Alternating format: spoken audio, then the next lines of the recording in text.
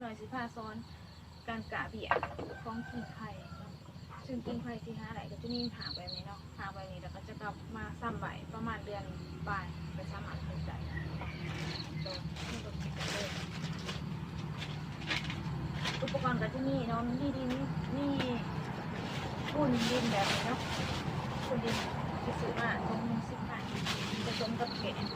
แล้วบางครั้งก็จะใส่แกะมาใส่ลูกชิ้นกับดินปูนก็สามารถได้เลยของตาก็จะติดใส่เอาตัวนี้เลยตา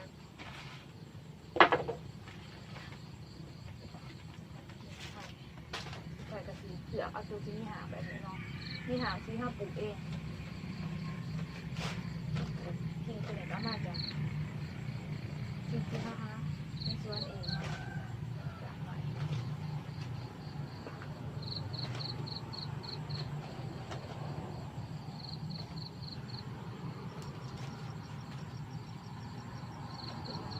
ร่างใน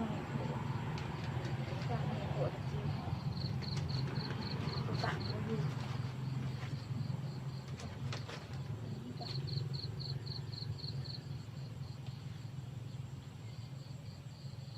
จีพีอ่ะดูเชิงตัวไหนทำใจ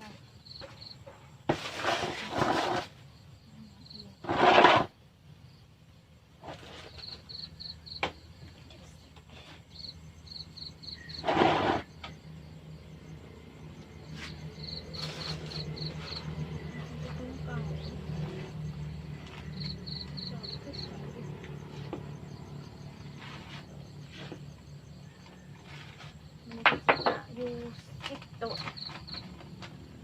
ว่าตัดจากส่วนมาก10 ตัว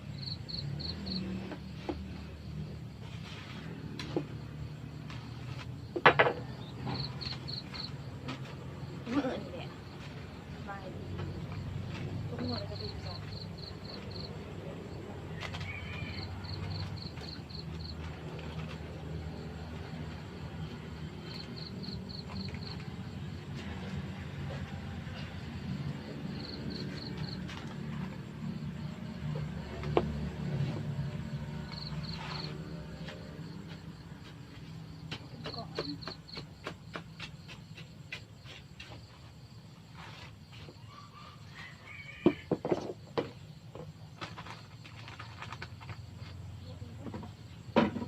สังเกตหาก็จะมีเหล็กลักษณะ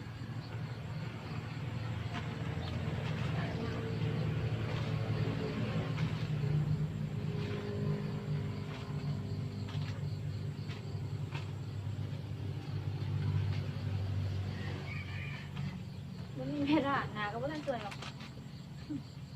เห็ดน้ำอาศัยเห็ดน้ำสาวคนจะไปการ